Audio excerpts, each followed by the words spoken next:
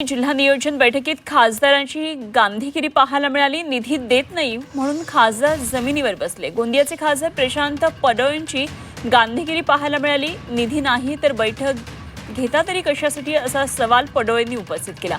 पालकमंत्री इंद्रनील नाईकांनी निधी देण्याचा शब्द दिलेला होता आणि पालकमंत्र्यांच्या शब्दानंतर खासदार जमिनीवरून आम्ही राहू इथं, काय तकलीफ नाही। पालकमंत्री साहेब विषय कसा आहे की आता जमिनीवर बसलेले आहेत खासदार प्रशांत पडोळे। जिल्हा नियोजनची ही बैठक चालू होती आणि यावेळी खासदारांची गांधीगिरी पाहायला मिळाली।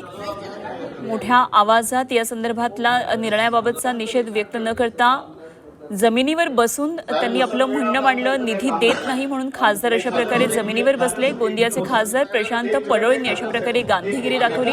निधी नाही तर बैठका घेता तरी कशासाठी असा सवाल त्यांनी उपस्थित केला। तेव्हा पालकमंत्री इंद्रनील नाईकांनी निधी देण्याचा शब्द दिला आणि मग पालकमंत्र्यांच्या या शब्दानंतर खासदार जमिनीवरून उठले।